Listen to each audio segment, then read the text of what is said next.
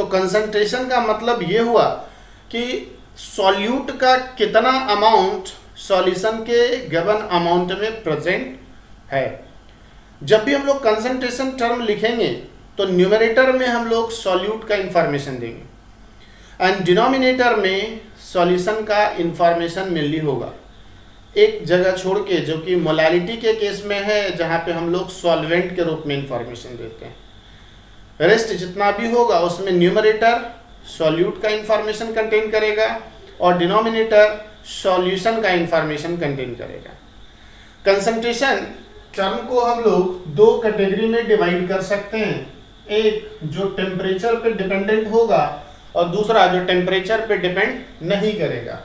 तो first will be temperature dependent and second जो temperature पे डिपेंड नहीं करेगा, टेम्परेचर इंडिपेंडेंट।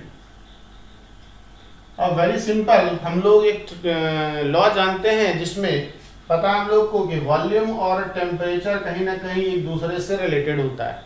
जब आप टेम्परेचर को बढ़ाते हो तो मॉलिक्यूल्स का काइनेटिक एनर्जी बढ़ेगा और मॉलिक्यूल्स का काइनेटिक एनर्जी बढ़ने का रिजल्ट ये होगा कि मॉलिक्यूल्स एक दूसरे से थोड़ा सेपरेट हो जाएगा, जिसके चलते आप वॉल्यूम को कहेंगे इंक्रीज हो गया। और जैसे ही वॉल्यूम इंक्रीज हो गया तो कंसंट्रेशन जो पहले था और बाद में जो आया वो दोनों एक दूसरे से डिफरेंट।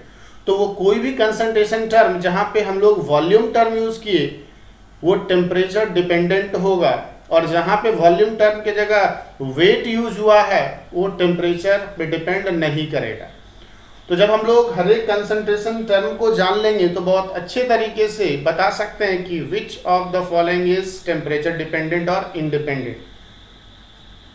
पहले के टाइम में यहाँ से क्वेश्चन आता था कि इसमें से कौन कंसंट्रेशन डिपेंडेंट कंसंट्रेशन टर्म है, हम लोग आसानी से डिसाइड कर सकते हैं।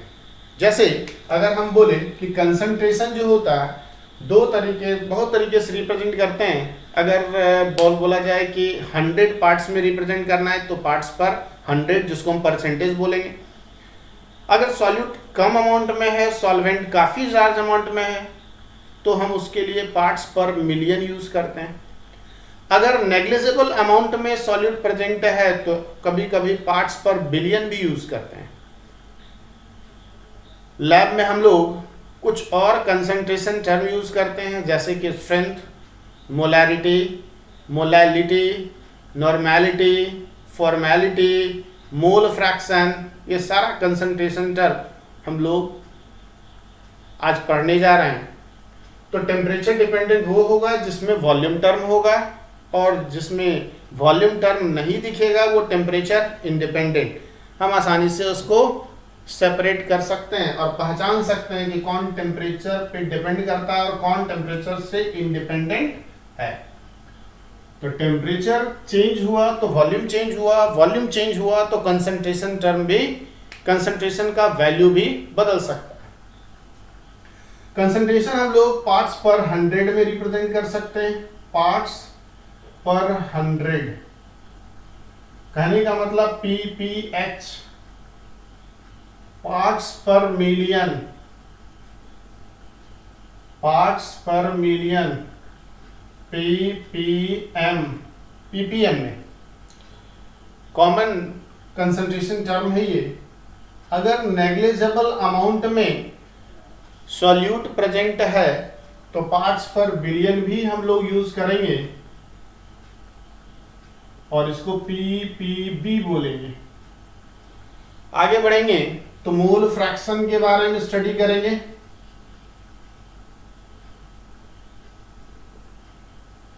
फिर स्ट्रेंथ ऑफ द सॉल्यूशन के बारे में पढ़ेंगे,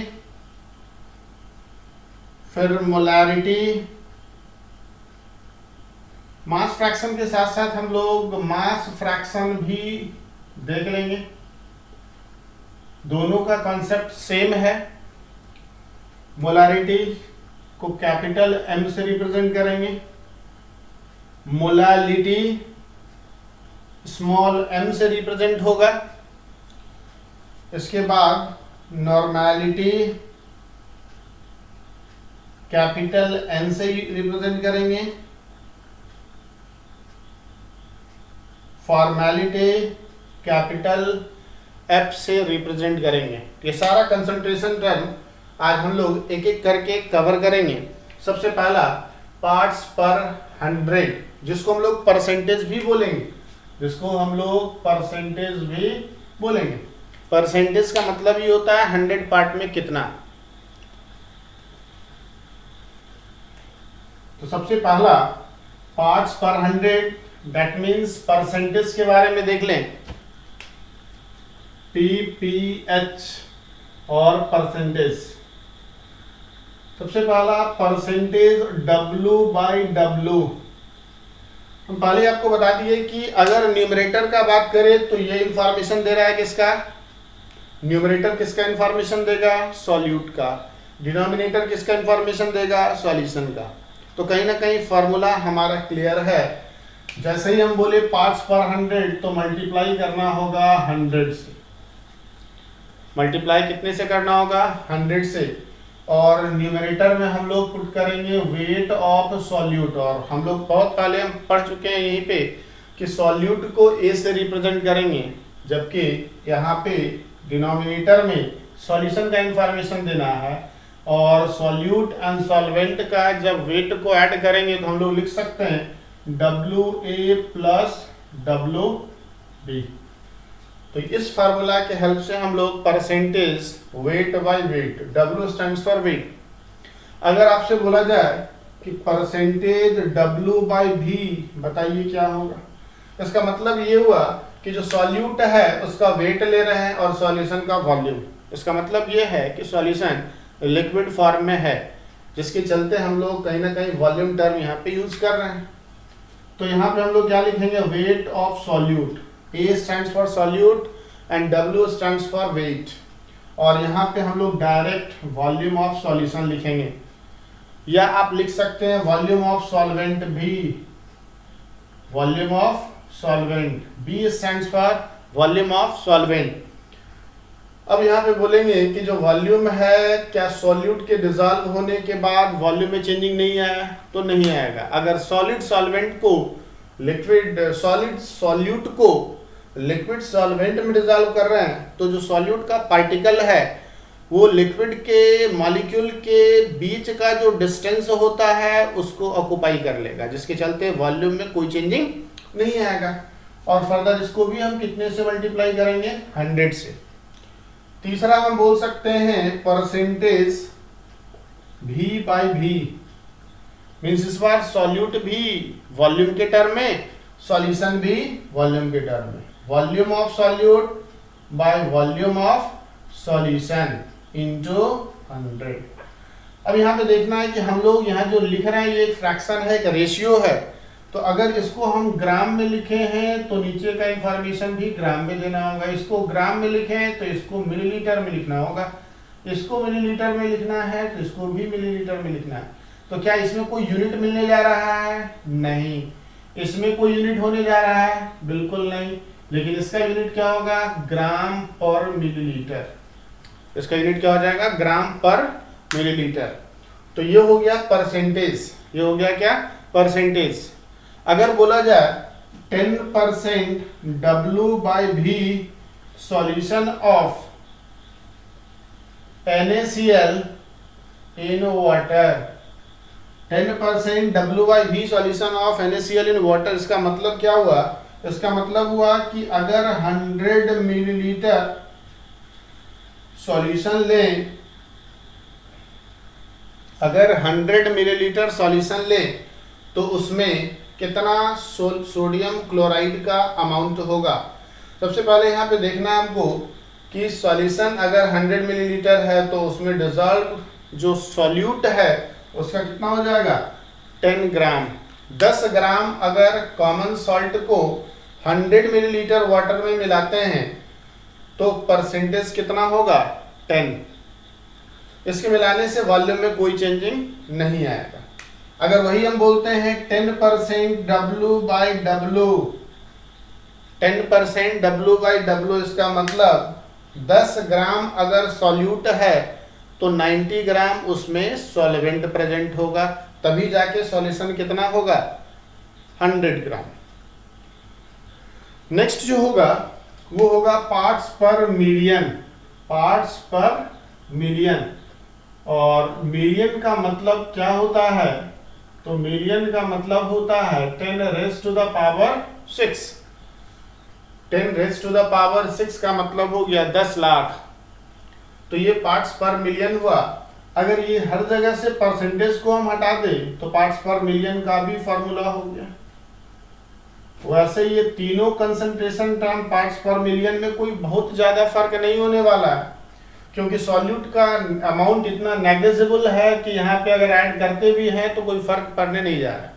तो लगभग ये तीनों का वैल्यू एक जैसा होगा। लेकिन यहाँ पे जो 100 दिख रहा है इसको हम कितने से मल्टीप्लाई रिप्लेस करेंगे? 10 टू द पावर 6। इसलिए क्योंकि पार्ट्स पर मिलियन है और मिलियन का मतलब होता है 10 टू द पावर 6। ये कंसंट्रेशन टर्म हम उस समय यूज करेंगे जब सॉल्यूट का अमाउंट सॉल्यूशन में बहुत ही कम हो।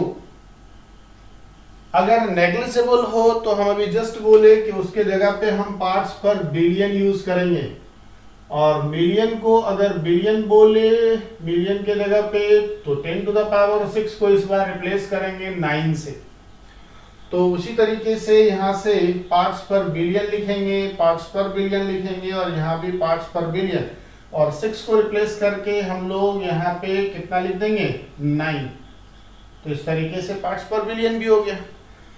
तो लिखना आसान इसलिए हो रहा है क्योंकि हमको पता है कि न्यूमरेटर में सॉल्यूट का इंफॉर्मेशन एंड डिनोमिनेटर में सॉल्यूशन का इंफॉर्मेशन देना है, और यही इंफॉर्मेशन हम यहाँ पे एज इट इज रखे। लेकिन जस्ट एक बार 100 था तो यहाँ 100 से मल्टीप्लाई किए, इस एक बार मिलियन आया तो यहाँ 10 टू द पावर 6 से मल्टीप्लाई किए। अब इस बार बिलियन लिखे हैं तो 10 टू द पावर 9 से मल्टीप्लाई कर दिए। तो ये रेयर यूज होता है पार्ट्स पर मिलियन, बट पार्ट्स पर मिलियन इन परसेंटेज कॉमन है। जब हम लोग वेट वाले टर्म से वॉल्यूम वाले टर्म में आते हैं तो हम लोग को एक टर्म का जरूरत होता है कन्वर्जन फैक्टर का, और वो है डेंसिटी।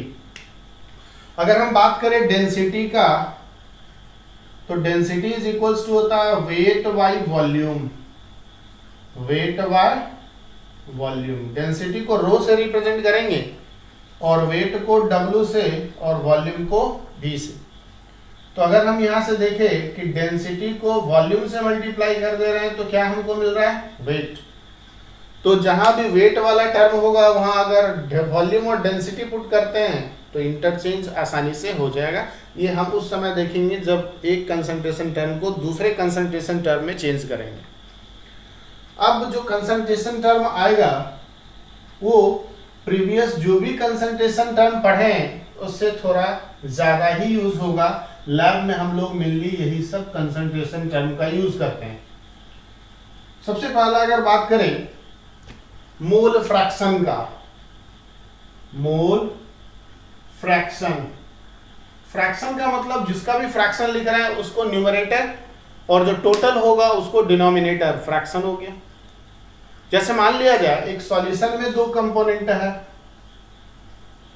सॉल्यूशन में दो कंपोनेंट है, पता है आपको, एक सॉल्यूट और दूसरा सॉल्वेंट। इसमें नंबर ऑफ, इसका वेट कितना है WA और इसका वेट कितना है WB। इसमें नंबर ऑफ मोल्स कितना है Na, इसमें नंबर ऑफ मोल्स कितना है Nb। इसका मोल फ्रैक्शन क्या है XA और इसका मोल फ्रैक्शन है XB। ये क्या हो गया बताएंगे? Mole fraction. ये क्या लिखे हम लोग? Number of moles. और ये क्या लिखे हैं? वेट। और B किसको रिप्रेजेंट कर रहा है? सॉल्वेंट को। A किसको रिप्रेजेंट करेगा? सॉल्यूट को। अब अगर यहां से सबसे पहले हम मास फ्रैक्शन देख ले या वेट फ्रैक्शन देख ले तो अगर हम वेट A का लिखते हैं ऊपर तो नीचे लिखना होगा WA प्लस WB। ये किसका मास फ्रैक्शन है? सॉल्यूट का। क्यों? सॉल्यूट का इंफॉर्मेशन हम लोग कहां लिखे हैं? न्यूमरेटर के फॉर्म में। अगर वही हम लिखते हैं मास फ्रैक्शन सॉल्वेंट का तो WB upon WA plus WB या टोटल वेट। ये मास फ्रैक्शन हो गया।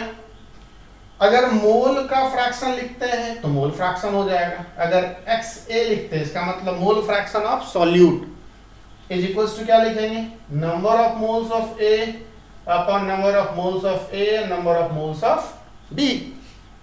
अगर मोल फ्रैक्शन ऑफ B लिखे मींस सॉल्वेंट का मोल फ्रैक्शन लिख रहे हैं, तो number of moles of B upon number of moles of A and number of moles of B।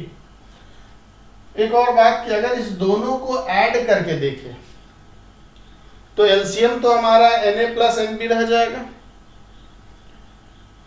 जो कि डिनोमिनेटर होगा, और न्यूमरेटर में भी Na प्लस Nb आ जाएगा। तो अगर XA प्लस XB निकाल के देखें तो हम लोग क्या लिखेंगे, LCM will be Na plus Nb, और यहां लिखेंगे Nb और यहां लिखेंगे Na। ये दोनों कट के कितना हुआ, तो जब भी मोल फ्रैक्शन को ऐड करें 1, मास फ्रैक्शन को ऐड करें 1। फ्रैक्शन का मतलब ये होता है जिसका भी आप लिख रहे हैं उसको न्यूमरेटर, उसका रिलेटेड इंफॉर्मेशन न्यूमरेटर को, और टोटल जो टर्म है वो कहाँ हम लोग लिखने जा रहे हैं, डिनोमिनेटर में। इस तरीके से दो टर्म हम लोग देखे, एक मास फ्रैक्शन और दूसरा मोल फ्रैक्शन। मोल क्या होता है, वेट अपॉन मॉलिक्यूलर वेट, जो क्लास 11th में आप कर चुके हैं, वेट और मॉलिक्यूलर वेट। जब हम लोग क्वेश्चन करेंगे तो मोल का यूज होगा, बहुत ज्यादा यूज होगा, तो हम लोग उस टाइम उसको देखेंगे। नेक्स्ट लेक्चर में हम लोग हर एक कंसंट्रेशन टर्म से रिलेटेड न्यूमेरिकल्स को भी डिस्कस करेंगे। कंसंट्रेशन टर्म से रिलेटेड डिफरेंट न्यूमेरिकल्स को डिस्कस करेंगे और फिर उसका इंटर कन्वर्जन भी जानेंगे। मास फ्रैक्शन के बाद और मोल फ्रैक्शन के बाद जो नेक्स्ट कंसंट्रेशन टर्म हम लोग डिस्कस करेंगे वो होगा स्ट्रेंथ। स्ट्रेंथ का मतलब कितना ग्राम सॉल्यूट 1 लीटर सॉल्यूशन में प्रेजेंट है। इसका मतलब wait of solute in gram present in 1 litre of solution. Solution के 1 लीटर में सॉल्यूट का कितना वेट प्रेजेंट है ग्राम में, हम लोग बोलेंगे स्ट्रेंथ। तो strength is equals to weight of solute. WA stands for again weight of solute. A क्या मतलब सॉल्यूट, और इसको हम लोग किस में रखने जा रहे हैं, ग्राम में। और वॉल्यूम ऑफ सॉल्यूशन किस में रखने जा रहे हैं, लीटर में।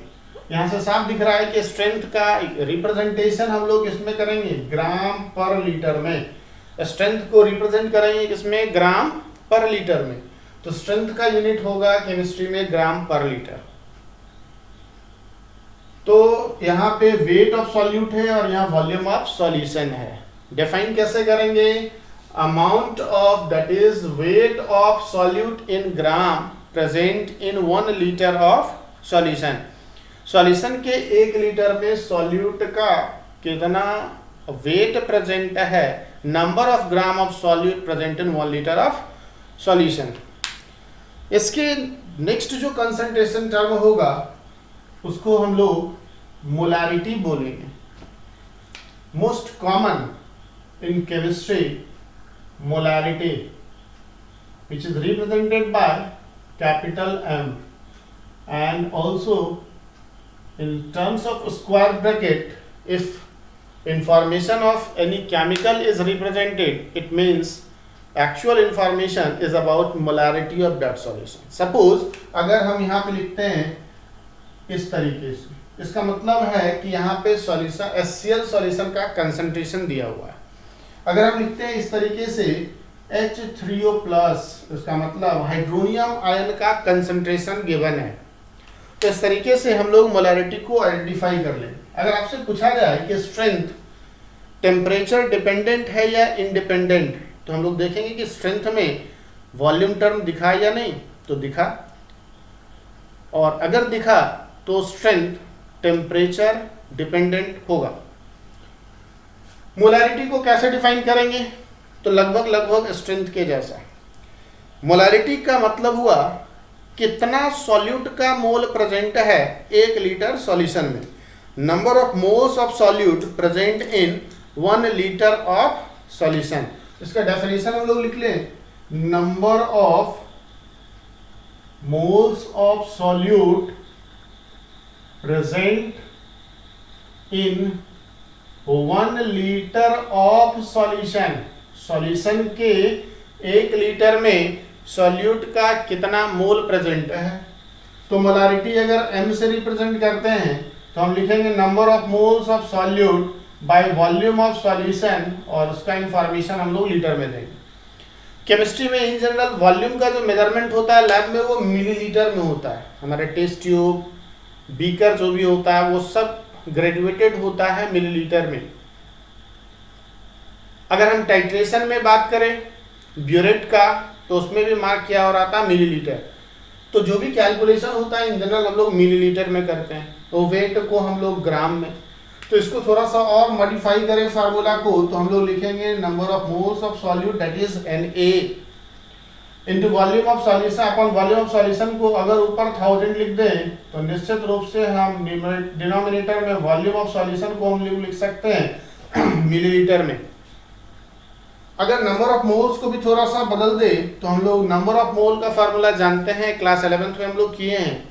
गिवन वेट WA का मतलब हुआ wait of solute in gram upon gram molar mass of solute A into 1000 upon volume of solution in millilitre. ये जो फॉर्मूला दिख रहा है आपको सिंप्लीफाइड फॉर्म है मोलैरिटी के लिए, जहां पे सॉल्यूट का वेट को ग्राम में पुट करना है और जो सॉल्यूट प्रेजेंट है सॉल्यूशन में उसका ग्राम मोलर मास लेना है और सॉल्यूशन का वॉल्यूम मिलीलीटर में लेना है। जैसे अगर बोला जाए कि कंसंट्रेशन ऑफ H2SO4 और इस तरीके से स्क्वायर ब्रैकेट में दे दिया और यहाँ पे लिख दिया 10⁻⁻²m, इसका मतलब हुआ कि molarity of H2SO4 is molarity of H2SO4 is 10⁻⁻²m। इसका मतलब और अगर थोड़ा सा देखें, इसका मतलब ये हो गया कि 10⁻⁻² moles of sulphuric acid. Sulphuric acid का कितना मोल? 10⁻⁻² moles of sulphuric acid is present in 1 litre of solution. Mean solution के 1 लीटर में सल्फ्यूरिक एसिड का कितना मोल प्रेजेंट है? तो 10⁻⁻² मोल। अब यहाँ पे अगर क्वेश्चन होता है सल्फ्यूरिक एसिड का ग्राम मोलर मास कैसे निकालते हैं, हाइड्रोजन का, सल्फर का और ऑक्सीजन का जस्ट ऐड कर देते हैं। जितना भी एटम उसका एटॉमिक मास को ऐड करके मोलर मास हम लोग लिख सकते हैं, वही है ग्राम मोलर मास। और अगर वेट दिया हुआ है तो इसमें कुछ और तरह का क्वेश्चन भी आ सकता है, जैसे कि अगर हम किसी पर्टिकुलर सॉल्यूशन को डाइल्यूट कर दें। डाइल्यूशन का मतलब हुआ एडिशन ऑफ वाटर, कुछ और वाटर ऐड कर दे। तो आपको पता है कुछ और वाटर ऐड करेंगे तो वॉल्यूम बढ़ जाएगा। क्या हम नंबर ऑफ मोल्स को बदले हैं क्या? नहीं, ये नंबर ऑफ मोल्स है किसका? सॉल्यूट का, जिसको बदले नहीं हम बदल रहे हैं किसको? डाइल्यूशन करके वॉल्यूम को। वॉल्यूम कहाँ है बताइए? डिनोमिनेटर में। और अगर वॉल्यूम बढ़ता है तो मोलारिटी क्या होगा? घटेगा। लेकिन कितना घट के हो जाएगा इसको कैसे कैलकुलेट करें? तो इसमें सिंपल कॉन्सेप्ट है कि during dilution number of mole is constant. ठीक है, तो उसको भी हम देख लेते हैं कि case of dilution, case of dilution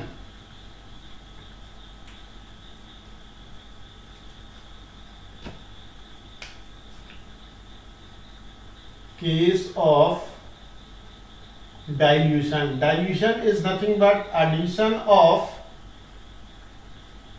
water. Dilution का मतलब हुआ वाटर का एडिशन। तो हम लोग अभी जस्ट पढ़े molarity is equals to number of mole by volume. Volume litre में होगा, नंबर ऑफ मोल्स तो आपको पता ही, अमाउंट ऑफ सब्सटेंस मोल में रिप्रेजेंट होता है। तो यहाँ n इज इक्वल्स टू हम लोग लिख सकते हैं molarity into volume. During dilution ये क्या है? कांस्टेंट है। Constant during dilution. ऐसा क्यों? अरे डाइल्यूशन में तो हम लोग वाटर को ऐड कर रहे हैं, तो नंबर ऑफ मोल किसका है? सॉल्यूट का, वो किस लिए बदलेगा? इसलिए कांस्टेंट है, मतलब ये वाला जो वैल्यू भी होगा वो कांस्टेंट रह जाएगा। Means product of molarity and volume is constant. अगर डाइल्यूशन से पहले का मोलारिटी m1 है और डाइल्यूशन से पहले का वॉल्यूम v1 है, तो डाइल्यूशन के बाद का जो मोलारिटी होगा उसको अब m2 बोलेंगे और वॉल्यूम को हम लोग क्या लिख देंगे? v2। तो ये कन्वर्जन के लिए हम लोग यूज करेंगे m1 v1 is equals to m2 v2।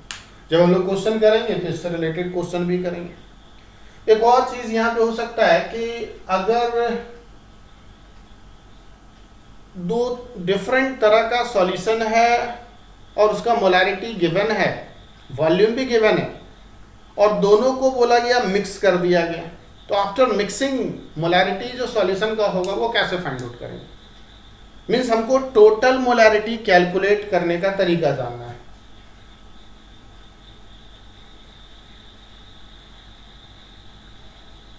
जैसे अगर कहता कि HCl का कंसंट्रेशन दिया 10 टू द पावर -3 m और इसका वॉल्यूम दे देता 250 मिलीलीटर, या फिर हम इसको ऐसे कर लेते हैं थ्योरेटिकली, m1 इसका मोलारिटी होता और वॉल्यूम इसका v1 होता। एक और HCl लाए, उसका मोलारिटी कितना है? m2 और वॉल्यूम है v2। तो ऐसे कंडीशन में मोलारिटी टोटल किसका? HCl का कैसे निकालेंगे? तो हम वेरी सिंपल, जो मोलारिटी का एक्चुअल कॉन्सेप्ट उसी को अप्लाई करेंगे हम लोग। तो molarity is number of moles by volume. तो यहाँ पे क्या रखेंगे? Total number of moles and total volume. Total volume में तो सिंपल है v1 प्लस v2, तो हम इसको ऐसे लिख दे रहे हैं v1 प्लस v2, और रहता है तो v3। अब बताइए नंबर ऑफ मोल्स कैसे लिखेंगे? तो यहाँ पे हम लोग लिख सकते हैं क्या? m1 is equals to number of mole n1 और v1, तो इसलिए n1 is equals to m1 v1, और यहाँ पर मोलारिटी 2 जो लिखेंगे वो लिखेंगे n2 बाय v2। अब वहां पे n2 इज इक्वल्स टू क्या लिख सकते हैं बताएंगे? n2 is equals to m2 into v2। तो यहाँ पे हम लोग ऐसे ना लिखेंगे n1 plus n2, total mole, दो ही कंपोनेंट है, एक 1 और एक 2, तो n1 प्लस n2। तो finally m total is equal to क्या लिख सकते हैं? n1 के जगह पे m1 v1, n2 के जगह पे m2 v2, और टोटल वॉल्यूम होगा v1 प्लस v2। अगर मान लिया जाए और भी कंपोनेंट है सॉल्यूशन में तो m so और यहाँ पे m so, बट हम लोग जो फॉर्मूला देखे यहाँ पे दो कंपोनेंट को मान के चल रहे हैं। काफी इंपॉर्टेंट है, यहाँ से रिलेटेड क्वेश्चन आ सकता है, या फिर इस तरह से हम लोग आयोनिक इक्विलिब्रियम का जब क्वेश्चन करते हैं तो उस समय काफी जरूरी हो जाता है कि मिक्सचर का मोलारिटी या मिक्सचर का नॉर्मेलिटी जो भी वो कंसंट्रेशन कैसे निकाले, और तब वहां से H प्लस कंसंट्रेशन कैसे निकाले या OH माइनस, तब जाके हम लोग pH कैलकुलेट कर पाते हैं।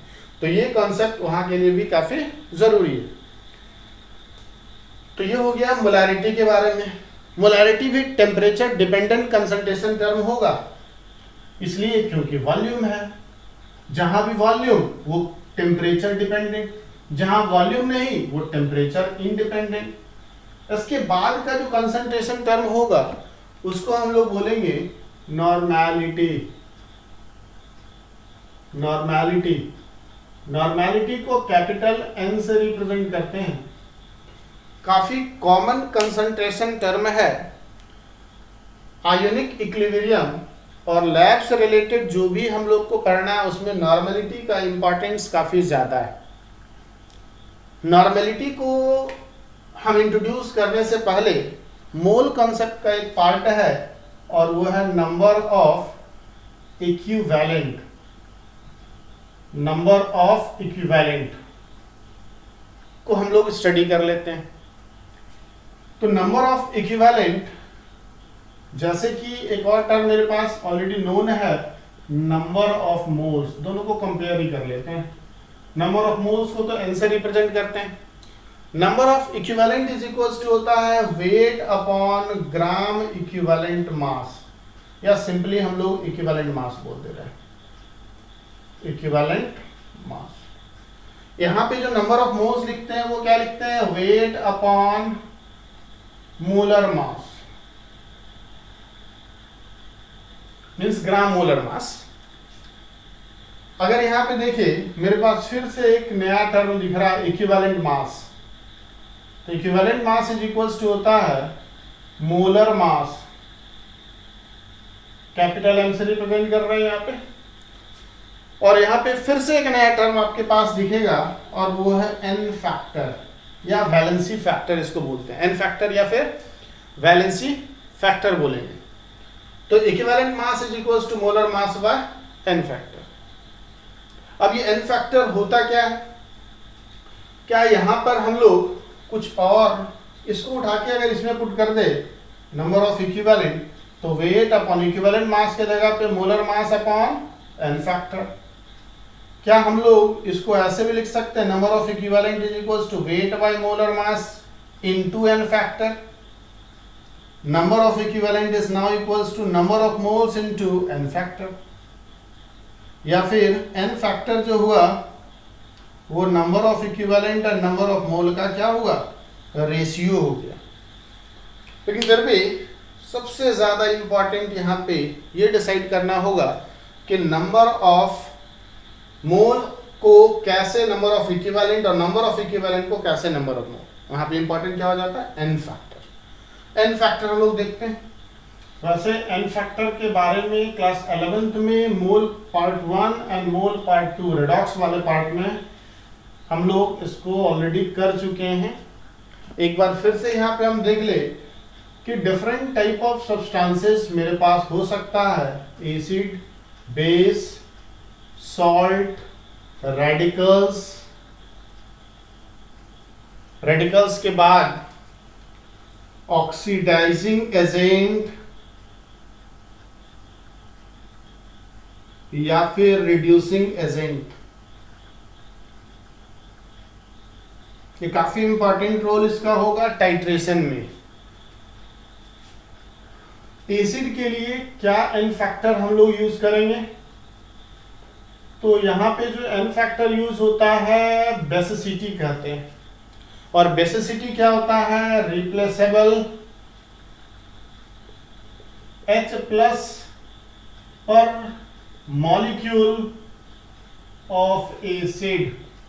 एसिड का एक मॉलिक्यूल कितना H प्लस आयन रिप्लेस कर सकता है जब वो वाटर में जा रहा है, दैट इज कॉल्ड बेसिसिटी। ध्यान रखने वाली बात यहाँ पे ये है कि ऑक्सी एसिड में वो हाइड्रोजन जो ऑक्सीजन से डायरेक्टली लिंक्ड है वही आयनाइज हो पाता है, क्योंकि वहां पे इलेक्ट्रोनेगेटिविटी का डिफरेंस है।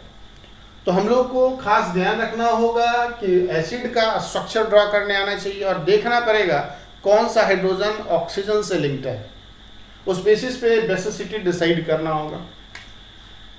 बेस के लिए जो हम लोग एन फैक्टर बोलेंगे वो होगा एसिडिटी और वो होगा नंबर ऑफ हाइड्रोक्सिल आयन। एक बेस का मॉलिक्यूल वाटर में कितना OH माइनस आयन देगा,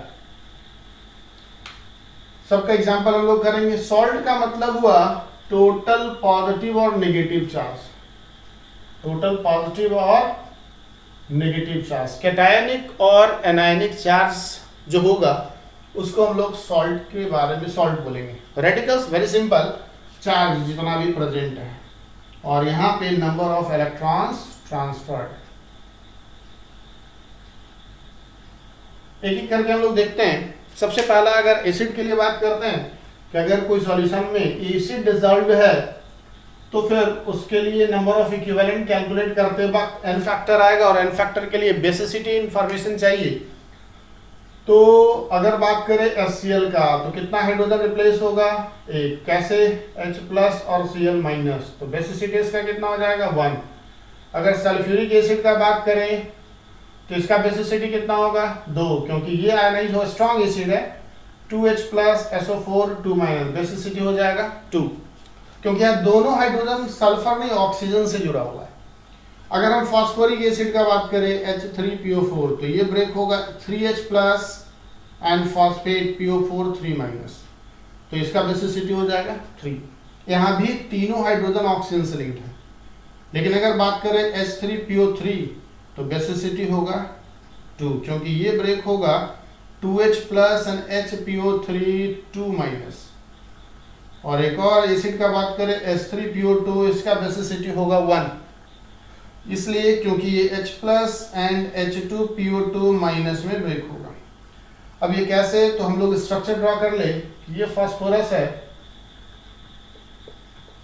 यहाँ पे ऑक्सीजन, और यहाँ ऑक्सीजन, यहाँ ऑक्सीजन, यहाँ ऑक्सीजन, ये भी हाइड्रोजन, हाइड्रोजन और ये hydrogen. H3PO4 this is phosphoric acid.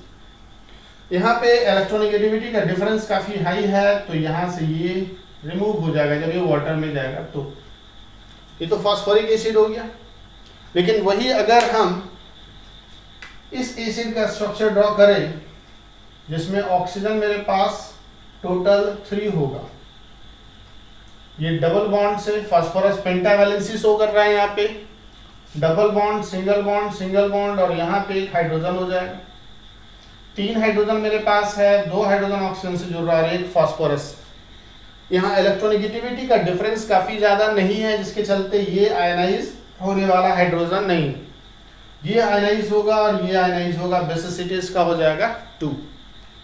इसके बाद अगर H3PO2 का बात करें तो H3PO2 में सिर्फ एक हाइड्रोजन ऑक्सीजन से लिंक्ड होगा। ये फास्फोरस है, ऑक्सीजन मेरे पास कितना होगा 2 और हाइड्रोजन मेरे पास 3 है। ये हाइड्रोजन सिंगल बॉन्ड, ये सिंगल बॉन्ड और ये डबल बॉन्ड, तो यहाँ पे एक हाइड्रोजन आ जाएगा। ये है H3PO2, क्या यही हाइड्रोजन रिप्लेस होगा? तो बेसिसिटी कितना हो गया 1। तो ध्यान रखने वाली बात क्या है कि हमको स्ट्रक्चर अगर पता है तो बहुत आसानी से बेसिसिटी को डिसाइड कर सकते हैं किसी भी एसिड के लिए। Carbonic acid is H2CO3, basicity कितना होगा उसका 2। अगर बोला जाए बेंजोइक एसिड का बेसिसिटी क्या होगा, तो बेंजोइक एसिड इज C6H5COOH, ये हाइड्रोजन रिप्लेस होगा। बोले एसिटिक एसिड का क्या होगा, एसिटिक एसिड इज CH3COOH, ये होगा CH3 डबल बॉन्ड OH। क्या ये तीनों हाइड्रोजन रिप्लेस होगा? नहीं, बिकॉज कार्बन और हाइड्रोजन जुड़ा हुआ, इलेक्ट्रोनेगेटिविटी डिफरेंस बहुत ही माइन्यूट है, बट यहाँ पे ये रिप्लेस होगा। तो बेसिसिटी यहाँ पे कितना हो जाएगा इसका 1। OH काउंट कर लेंगे बेस में, वो बता देगा आपको एसिडिटी और इस तरीके से बेस का एन फैक्टर। जैसे कैल्शियम हाइड्रोक्साइड का एन फैक्टर 2, सोडियम हाइड्रोक्साइड का N factor 1, magnesium hydroxide milk of magnesia N factor 2, aluminium hydroxide AlOH whole thrice n factor 3. Just count OH present along with a base molecule, you will get what? N factor, which is acidity for a base. Salt का अगर हम बात करें जैसे Na2CO3, तो हमको इसको सबसे पहले देखना होगा ब्रेक करके, कितना सोडियम 2 और कितना कार्बोनेट 1। कार्बोनेट पे चार्ज कितना 2 और सोडियम पे चार्ज कितना, अब कितना नेगेटिव चार्ज दिख रहा है 2 और कितना पॉजिटिव, 1 सोडियम पे 1 तो 2 सोडियम पे 2, तो इसका एन फैक्टर कितना हो जाएगा 2। अगर हम कैल्शियम फॉस्फेट का बात करें Ca3PO4 whole twice calcium phosphate, अब इसको भी कितना कैल्शियम मेरे पास है 3 और कितना फॉस्फेट है 2। फॉस्फेट पे चार्ज कितना होता है 3 माइनस, कैल्शियम पे चार्ज कितना होता है 2 प्लस। नेगेटिव कितना, 1 फॉस्फेट पे 3 तो 2 फॉस्फेट पे 6, 1 कैल्शियम पे 2 तो 3 कैल्शियम पे 6, तो एन फैक्टर इसका वैल्यू 6। कैल्शियम कार्बोनेट CaCO3, ये ब्रेक होगा Ca2 plus and CO3 2 minus. In general ये वाटर में ब्रेक नहीं होगा, वाटर इनसॉल्युबल सॉल्ट, बट फिर भी अगर एन फैक्टर देखा जाए तो 2 होगा इसका एन फैक्टर। NaCl का एन फैक्टर वेरी सिंपल 1। इसके बाद अगर हम बात करें सॉल्ट के बाद तो आयंस होगा, जैसे कि सल्फेट पूछ दे तो जितना चार्ज है, लेकिन sign negative and positive sign हम लोग उसको कैरी नहीं करेंगे। जैसे पूछा सल्फेट का एन फैक्टर, कितना नेगेटिव चार्ज है 2। फॉस्फेट का एन फैक्टर 3, मैग्नीशियम आयन का एन फैक्टर 2। तो ये आयन का एन फैक्टर हो गया।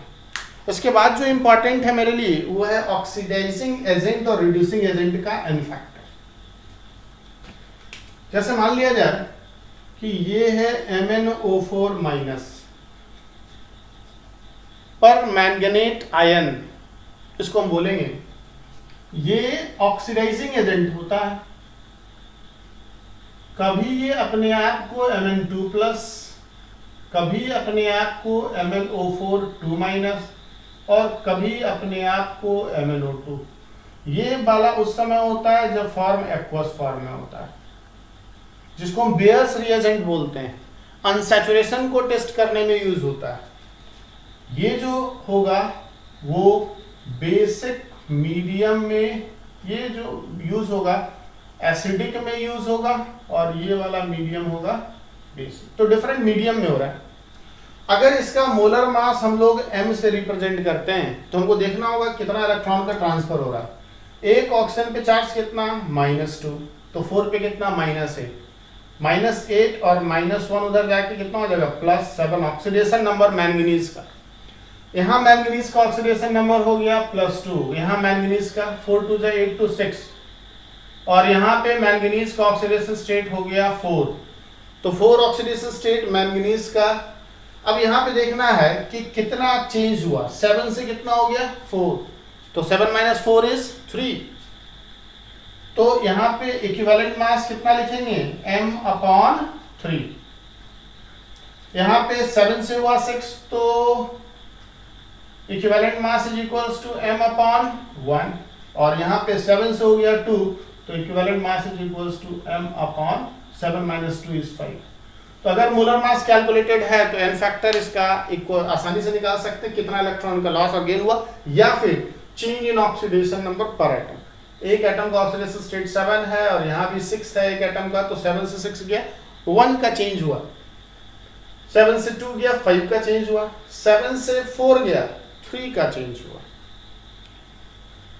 तो इस तरीके से हम लोग एन फैक्टर के बारे में समझ गए।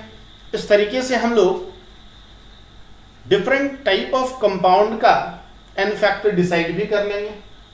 इक्विवेलेंट मास का कॉन्सेप्ट आ गया। अब हम लोग वापस नॉर्मेलिटी को स्टार्ट करते हैं। जब ये सारे टर्म क्लियर है तो नॉर्मेलिटी हम लोग पढ़ सकते हैं। कैसे डिफाइन करेंगे नॉर्मेलिटी को, तो कहेंगे नंबर, जिस तरीके से मोलैरिटी को डिफाइन किया, जब रिवाइज करेंगे तो सारा कंसंट्रेशन टर्म एक दूसरे से काफी रिलेटेड होगा और काफी आसान तरीके से सारा डेफिनेशन और सारा फॉर्मूला आपको याद हो जाएगा। बोलेंगे number of equivalent of solute, number of equivalent of solute present in 1 litre of solution. Solution के 1 लीटर में सॉल्यूट का कितना इक्विवेलेंट प्रेजेंट है। तो normality n number of equivalent of solute, that is A upon volume of solution in litre. तो इसका unit क्या हो जाएगा इक्विवेलेंट पर लीटर। थोड़ा सा और इलाबोरेट करते हैं इसको। नंबर ऑफ इक्विवेलेंट क्या लिखेंगे हम नंबर ऑफ इक्विवेलेंट के जगह पे, तो नंबर ऑफ इक्विवेलेंट के जगह पे लिखेंगे wait upon equivalent mass of A, weight of A into 1000 by volume in millilitre. Molarity में ही बोले थे, सारा कैलकुलेशन हम लोग मिलीलीटर में करते हैं। वॉल्यूमेट्रिक कैलकुलेशन में सारा का सारा इक्विपमेंट्स हमारा मिलीलीटर में कैलिब्रेटेड होता है, जिसके चलते हम लोग मिलीलीटर में फार्मूला को चेंज कर रहे हैं। तो ये मेरे पास फार्मूला हो गया। थोड़ा सा इसमें चेंजिंग लाए तो इसमें मोलैरिटी भी इंट्रोड्यूस कर सकते हैं। कैसे, तो number of weight of solute upon equivalent weight of solute के जगह पे molecular weight of solute upon हम लोग क्या लिख सकते हैं N factor into 1000 by volume, किसमें मिलीलीटर में। और अच्छे से लिखे तो weight of solute by molecular weight of solute into 1000 by volume in millilitre into N factor. कोई दिक्कत? समझ में आ रहा होगा। अब बताइए इस पूरे टर्म को हम लोग क्या कह सकते हैं? अभी जस्ट हम लोग किए थे, बताइए। वेट अपन molecular weight is number of moles, तो number of mole present in 1 litre of solution that is called molarity. तो हम लोग यहाँ पे लिख सकते हैं normality is equals to molarity into n factor. तो अगर हमको n फैक्टर का जानकारी है तो मोलारिटी को नॉर्मेलिटी में, नॉर्मेलिटी को मोलारिटी में आसानी से कन्वर्ट कर सकते हैं। यहाँ भी अगर डाइल्यूशन का केस ले लें तो डाइल्यूशन में आप वाटर मिक्स कर रहे हैं सॉल्यूशन में या सॉल्वेंट मिला रहे हैं, सॉल्यूट का कोई चेंजिंग तो हो नहीं रहा। तो normality is equals to number of equivalent by volume of solution. The number of equivalent is equals to normality into volume. ये कांस्टेंट हो गया डाइल्यूशन के वक्त। तो हम लोग लिख सकते हैं फर्स्ट सिचुएशन में नॉर्मेलिटी n1 और वॉल्यूम v1, वाटर मिक्स कर देने के बाद वॉल्यूम हो गया v2, तो नॉर्मेलिटी भी बदल के n2 हो गया। क्या इस फार्मूला को यूज कर सकते हैं? बिल्कुल। मिक्सचर का नॉर्मेलिटी पता करना है तो n total is equals to number of equivalent total upon volume total.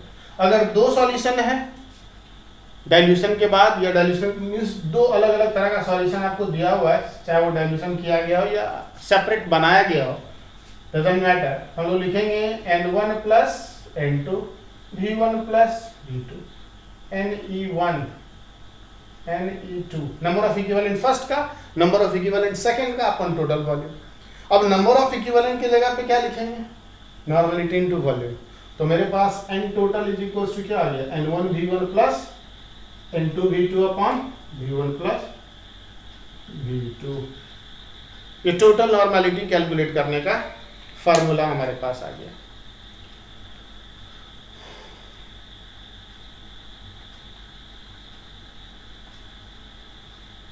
इसके जस्ट बाद एक और कंसंट्रेशन टर्म हम लोग करेंगे और वो कंसंट्रेशन टर्म होगा मोलैलिटी। और लास्टली फॉर्मेलिटी।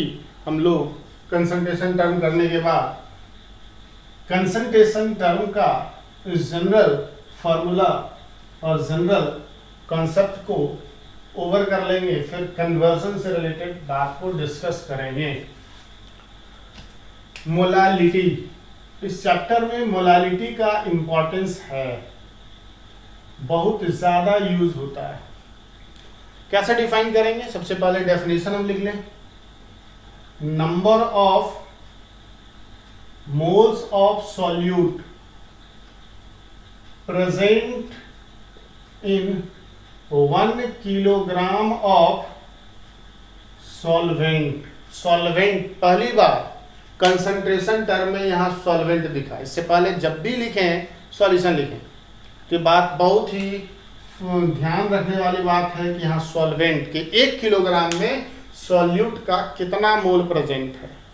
सॉल्वेंट के 1 किलोग्राम में सॉल्यूट का कितना मोल प्रेजेंट है उसको मोलालिटी कहते हैं। क्या ये कंसंट्रेशन टर्म टेम्परेचर पे रिलेटेड, टेम्परेचर से रिलेटेड होगा? क्या इसमें वॉल्यूम टर्म दिखा हम लोग लिख सकते हैं? बिल्कुल नहीं। तो क्या ये डिपेंड करेगा? नहीं, ये टेम्परेचर इंडिपेंडेंट टर्म होगा।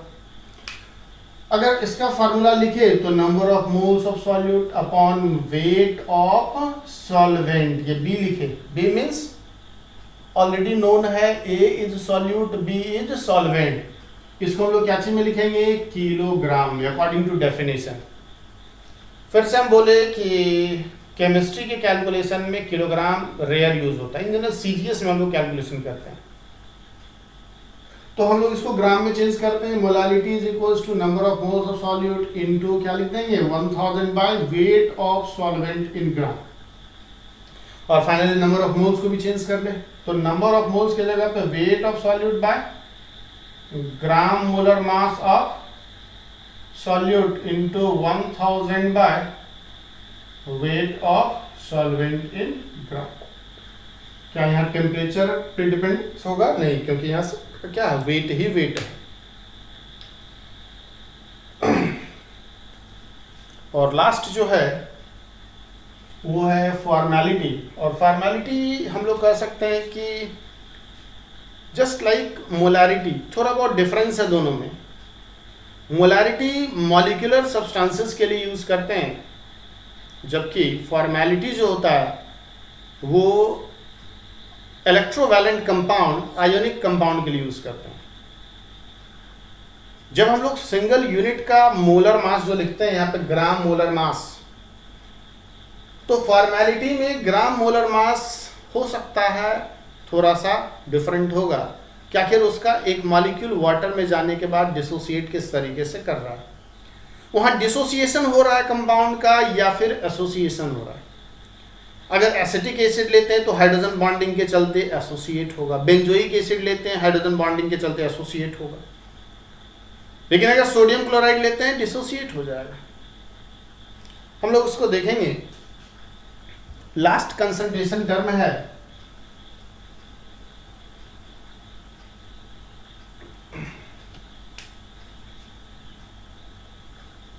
फॉर्मेलिटी, कैपिटल एफ से रिप्रेजेंट करते हैं। डेफिनेशन पाल लिखते हैं, number of formole is just like mole, but this formole is used for electrovalent or ionic compound।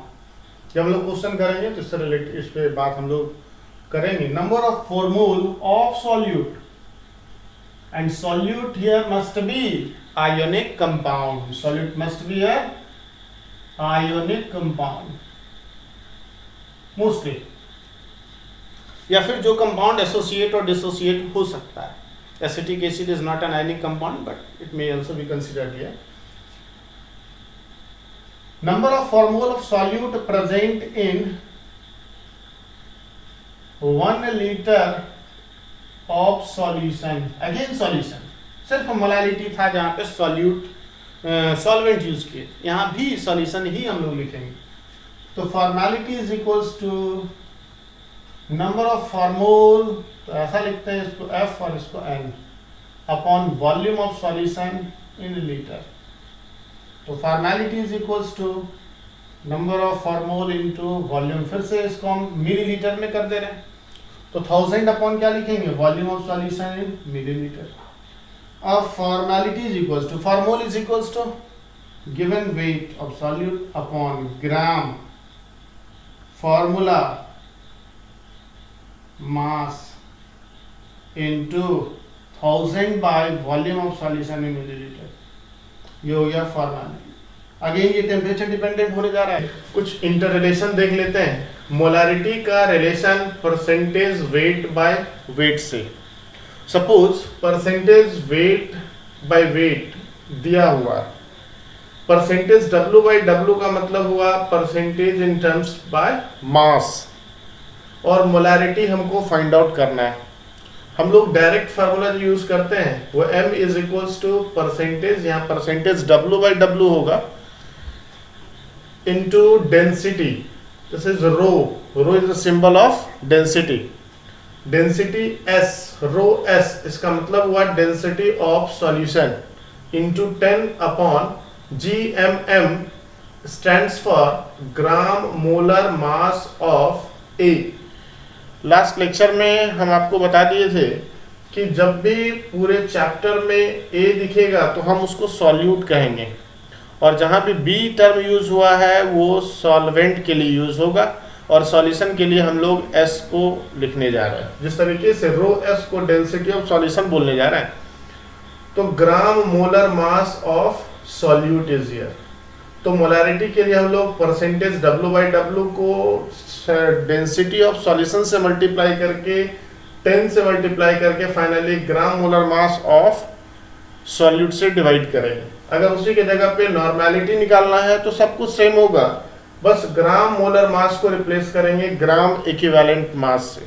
उसका मतलब जब इक्विवेलेंट मास को हम लोग ग्राम में एक्सप्रेस करेंगे that is called gram equivalent मास, और जब मोलर मास को ग्राम में एक्सप्रेस करेंगे तो ग्राम मोलर मास। डायरेक्टली इस फार्मूला का अगर यूज करते हैं तो बहुत ही कम समय में हम क्वेश्चन को सॉल्व कर लेंगे। Second inter relation, again important, molarity and molality, inter relation between molarity and molality. यहाँ again rho is the density of solution, rho यहाँ पे सॉल्यूशन का डेंसिटी, capital M represent molarity of the solution and a small m refers to molality of the solution. This is gram molar mass of solute upon 1000. By using this relation, if molality is given, we can easily determine molarity. If molarity is given, we can easily determine molality. But for both, we require a term that is called density of solution. So density of solution is required in this case also. So in most of the conversion formula, density plays important role. Density means density of solution. तो यहाँ ग्राम molar मास solute का यहाँ पे होगा और ये small m molality को refer करेगा और capital M molarity. Again third interrelation molality and mole fraction. यहाँ मोल फ्रैक्शन हम लोग सॉल्यूट का बात करेंगे. That's why we are taking XA. Again m is equals to 1000 XA means mole fraction of solute को 1000 से मल्टीप्लाई कर रहे हैं into upon XB into gram molar mass of solvent. XB stands for mole fraction of solvent. यहाँ पे हम 1 minus XA भी लिख सकते हैं और ग्राम मोलर मास सॉल्वेंट का पुट कर रहा है. मीन्स अगर हमको मोल फ्रैक्शन किसी भी एक कंपोनेंट का गिवन हो और ये पता हो कि उस सॉल्यूशन को बनाने में कौन सा सॉल्यूट और कौन सा सॉल्वेंट यूज हुआ हो या फिर कहें कि सॉल्वेंट कौन सा है, तो बहुत ही आसानी से इस रिलेशन के हेल्प से हम लोग मोलालिटी को फाइंड आउट करेंगे. Lastly molarity and mole fraction. Again solute का mole fraction. Capital M refers to molarity is equals to 1000 into density of solution into mole fraction of solute upon mole fraction of solute in gram molar mass of solute plus mole fraction of solvent into gram molar mass of solvent. अगर हम इस चार inter relation को याद रखते हैं तो कहीं ना कहीं जितना भी कंसंट्रेशन रिलेटेड न्यूमेरिकल्स होगा उस पे हम लोग का कमांड काफ़ी अच्छा होगा और बहुत ही कम समय में आंसर तक हम लोग पहुंच जाएंगे. और ये बहुत ज़रूरी होता है एंट्रेंस एग्जामिनेशन में कि समय कम यूज़ करें और क्वेश्चन ज़्यादा सॉल्व करें. लॉन्ग प्रोसेस हम लोग यूज़ करने से बचते हैं एंट्रेंस एग्जामिनेशन में. अब यहाँ पे कुछ क्वेश्चंस न्यूमेरिकल्स है जो कहीं ना कहीं हम लोग अभी तक जो इस चैप्टर में कवर किए हैं उसी पे बेस्ड कुछ न्यूमेरिकल्स होगा, उसको हम लोग सॉल्व करने का कोशिश करते हैं. First question, calculate volume of 80% H2SO4 by mass. Means H2SO4 का परसेंटेज मास के टर्म में गिवन है. 80% H2SO4 है, जिस H2SO4 का डेंसिटी है 1.8 ग्राम पर centimetre cube. Means first solution जो है उसका डेंसिटी 1.8 ग्राम पर सेंटीमीटर क्यूब गिवन है. बिल्कुल उसी के जैसा एक सेपरेट सॉल्यूशन हम लोग के पास है, लेकिन इसका वॉल्यूम नोन है और वो वॉल्यूम 1 लीटर गिवन है. लेकिन इस बार कंसंट्रेशन जो H2SO4 का है परसेंटेज के टर्म में वो है 20%, जबकि पिछला था 80% बाय मास. तो 80% जो कंसंट्रेशन वाला H2SO4 है उसका हमको वॉल्यूम फाइंड आउट करना है. अब यहाँ पे वॉल्यूम किस तरीके से फाइंड आउट करें, तो मेरे पास यहाँ पे अगर देखा जाए परसेंटेज W/W और डेंसिटी गिवन है और ये भी पता है कि सॉल्यूट कौन सा है, तो कहीं ना कहीं इस इंफॉर्मेशन के हेल्प से मोलारिटी को फाइंड आउट कर सकते हैं. और मोलारिटी को फाइंड आउट कर सकते हैं तो यहाँ पे मोलारिटी इक्वेशन भी लगा सकते हैं. M1V1 is equals to M2V2. अब यहाँ पे मोलारिटी इस फार्मूला से फाइंड आउट करेंगे और finally M1V1 is equals to M2V2 use कर लेंगे.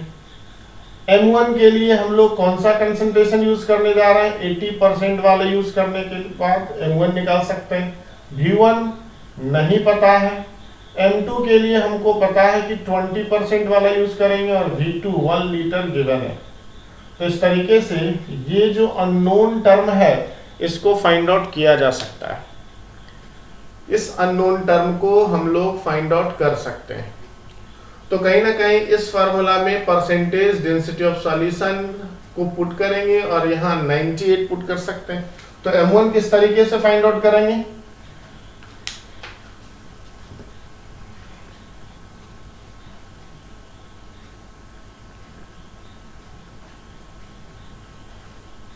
अगर हम यहाँ M1 को फाइंड आउट करें तो M1 is equals to percentage which is given 80 into density of solution is 1.8 into 10 upon 98।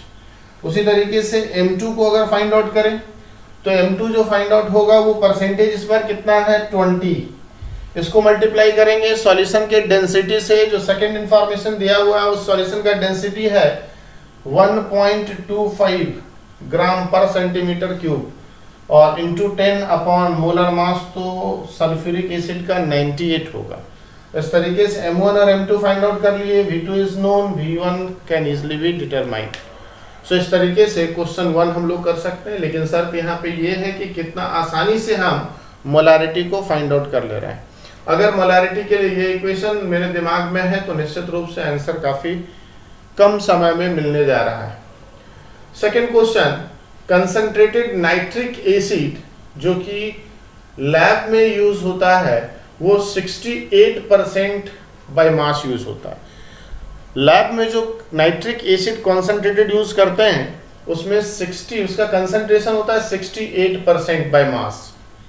बोला अगर एसिड का डेंसिटी 1.504 ग्राम पर सेंटीमीटर क्यूब है तो उस सॉल्यूशन का मोलैरिटी, उस लैब में यूज होने वाला नाइट्रिक एसिड का मोलैरिटी और मोलैलिटी फाइंड आउट करना है। किस तरीके से फाइंड आउट होगा?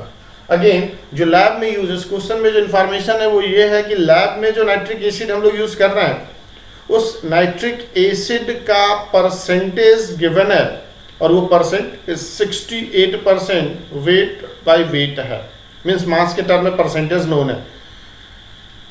और इसके हेल्प से चूंकि डेंसिटी भी नोन है हमको फाइंड आउट करना है कि सॉल्यूशन का मोलैरिटी और मोलैलिटी क्या होगा।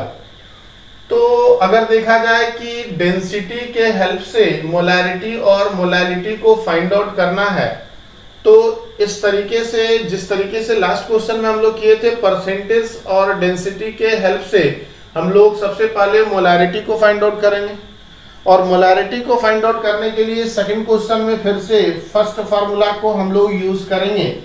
फर्स्ट फार्मूला मेरे पास जो है वो molarity M is equals to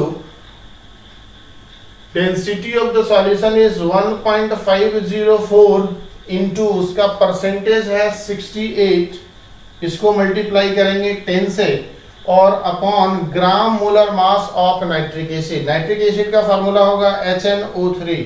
Mass of hydrogen is 1, nitrogen is 14, oxygen is 16 into 3. It becomes 15 plus 48, 8 plus 5, 3, 4 plus 1, 63. It becomes 63. So it gives molarity of the nitric acid. इस तरीके से nitric acid का molarity हम लोग find out कर लिए और तब जाके इस फार्मूला का यूज करेंगे जो कि density is given 1.504 upon molarity, ये पूरा का पूरा वैल्यू को यहाँ पुट करेंगे is equals to 1 upon m plus gram molar mass of solute. यहाँ पे सॉल्यूट कौन है तो नाइट्रिक एसिड, जिसका ग्राम मोलर मास कितना है 63 अपॉन 1000। मेरे पास जो वेरिएबल बच के आया है वो क्या है, सिर्फ मोलैलिटी। क्या इस तरीके से हम सॉल्यूशन का मोलैलिटी फाइंड आउट कर सकते हैं? तो इन जनरल जो भी लैब में यूज हो रहा है चाहे नाइट्रिक एसिड हो या सल्फ्यूरिक एसिड, इन जनरल उसका परसेंटेज बाय मास ही दिया रहता है, साथ में उसका डेंसिटी।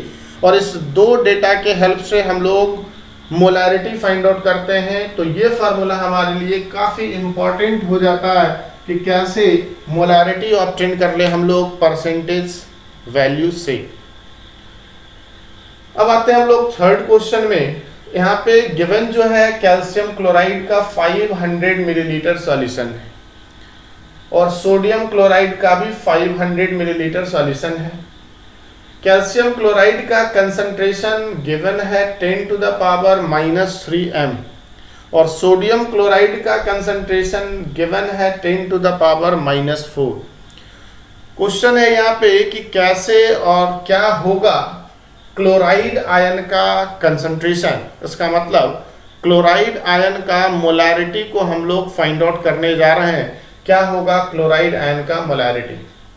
तो थर्ड क्वेश्चन की ओर हम लोग आते हैं।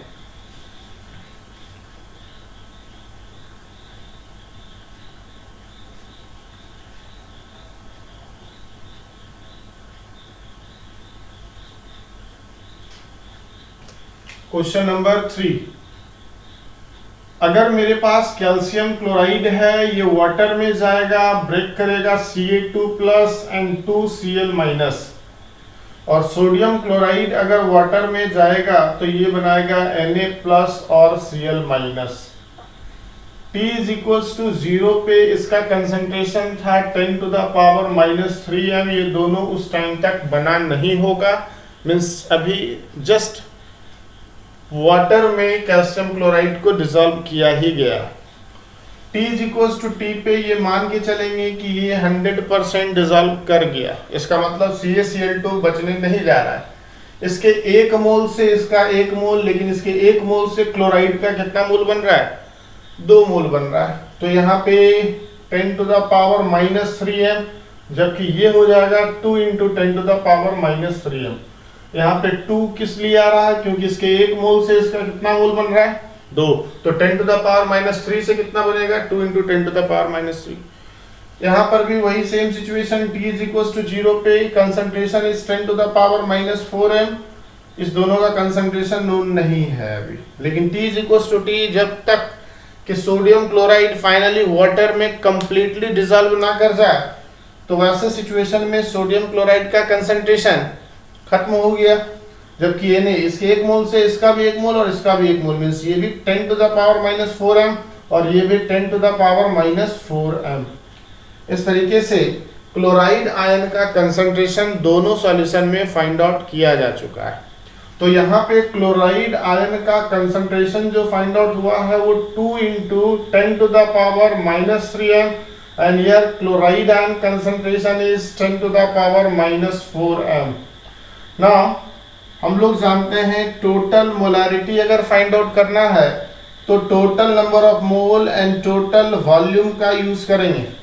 टोटल नंबर ऑफ मोल के जगह पे हम M1 V1 N1 के लिए और M2 V2 N2 के लिए upon total volume is V1 + V2। क्या यहाँ पे मोलारिटी M1 पता है? Is given 2 × 10 to the power -3 × volume कितना है? 500 plus M2 is 10 to the power -4 × volume is 500 upon total volume is 1000, 1 litre हो जाएगा। इसको सॉल्व करेंगे। इस तरीके से हम फाइनल सॉल्यूशन का मोलारिटी फाइंड आउट कर सकते हैं, जो कि होगा क्लोराइड आयन का टोटल कॉन्सेंट्रेशन। तो सबसे पहले हम लोग दोनों सॉल्यूशन में क्लोराइड आयन का मोलारिटी फाइंड आउट किए और फाइनली टोटल मोलारिटी का जो फार्मूला है वो total number of mole by total volume को अप्लाई किया और फाइनली हम क्लोराइड आयन का कंसंट्रेशन इस पर्टिकुलर को सॉल्व करने के बाद आसानी से फाइंड आउट कर सकते हैं। अगर हम लोग बहुत ही शॉर्ट मेथड में बनाएंगे तो डायरेक्ट यहाँ पे वैल्यू पुट करेंगे और यहाँ पे चूंकि 2 मोल बन रहा है इसलिए यहाँ पे 2 से मल्टीप्लाई करके वैल्यू को पुट करेंगे। तो इस तरीके से हम लोग तीसरा क्वेश्चन को भी सॉल्व कर लिए। इस तरह के क्वेश्चन थोड़ा इंपॉर्टेंट होते हैं, एमसीक्यूज में इस तरह का क्वेश्चन आता है। अब हम लोग नेक्स्ट क्वेश्चन की ओर बढ़ते हैं जो कि 4th क्वेश्चन है और ये कह रहा है कि एक सॉल्यूशन है जिसमें 25% water, 25% ethanol and rest acetic acid by mass present है और हमको पता करना है तीनों का मोल फ्रैक्शन। फिर से क्वेश्चन को हम बता दें कि एक सॉल्यूशन में 3 कंपोनेंट है। आप कह सकते हैं ये एक टर्नरी सॉल्यूशन है जिसमें 25% water, 25% ethyl alcohol or ethanol and rest, it means 50% acetic acid और इथेनोइक एसिड प्रेजेंट है। हमको यहाँ पे ये पता करना है कि हर एक का मोल फ्रैक्शन क्या होगा। तो आते हैं थर्ड क्वेश्चन में। मोल फ्रैक्शन और मास फ्रैक्शन, आप चाहें तो मास फ्रैक्शन भी फाइंड आउट कर सकते हैं। मास फ्रैक्शन के लिए जिसका भी मास फ्रैक्शन बोले उसको अपॉन टोटल मास को पुट करेंगे। अगर हम सबसे पहले मोल निकाल ले वाटर का, फिर मोल निकाल ले हम लोग इथाइल अल्कोहल का C2H5OH, और फिर निकाल ले मोल हम लोग CH3COOH का। तो नंबर ऑफ मोल कैसे कैलकुलेट करेंगे?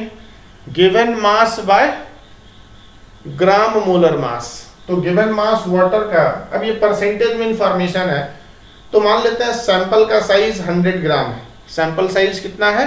100 ग्राम। वैसा सिचुएशन में जो परसेंटेज है अब डायरेक्टली हम लोग ग्राम में लिख देंगे। तो अगर सैंपल साइज 100 ग्राम है तो 25% इज नाउ 25, और इसको कितने से डिवाइड करेंगे? तो वाटर के ग्राम मोलर मास से। वाटर का ग्राम मोलर मास, हाइड्रोजन का 1 × 2, 2 + 16 इज 18। यहाँ पे क्या परसेंटेज है इसका? 25 इथेनॉल का, तो मास भी 25 gram because sample size is 100 gram. Ethanol का मोलर मास हो जाएगा 12 × 2 = 24 + 6, 30 + 16 is 46, and in this case rest that is 50%. so उस सॉल्यूशन का साइज अगर 100 ग्राम है तो उसमें 50 ग्राम क्या प्रेजेंट है? CH3COOH प्रेजेंट है, और तब जाके इसको हम इसके मोलर मास से डिवाइड करने जा रहे हैं। एसिटिक एसिड का मोलर मास, कार्बन 2 है तो 24, हाइड्रोजन यहाँ पे 3 + 1 4 है तो हाइड्रोजन का मास 4, ऑक्सीजन यहाँ पे टोटल कितना है? 2 है तो 16 × 2 = 32, overall 4 4 8 + 2 10, and 3 + 2 5 + 1 6, that is 60. we are going to put 60. तो इस तरीके से हम तीनों का मोल फाइंड आउट कर लिए। और मोल फ्रैक्शन के लिए अगर हम मोल फ्रैक्शन लिखना चाहे वाटर का, तो हम बहुत ही सिंपल तरीके से बोलेंगे number of moles of water upon number of moles of water plus number of moles of ethanol plus number of moles of acetic acid. तीनों को ऐड कर देंगे, total number of moles. Similarly x of ethanol अगर find out करते हैं तो is equals to number of mole of C2H5OH upon number of moles total. और अगर हम लोग फाइंड आउट करना चाहते हैं एसिटिक एसिड का मोल फ्रैक्शन, तो ये 1 माइनस इस दोनों मोल फ्रैक्शन को ऐड कर देंगे H2O और मोल फ्रैक्शन ऑफ C2H5OH। इस तरीके से तीनों का मोल फ्रैक्शन हम लोग फाइंड आउट कर लेंगे।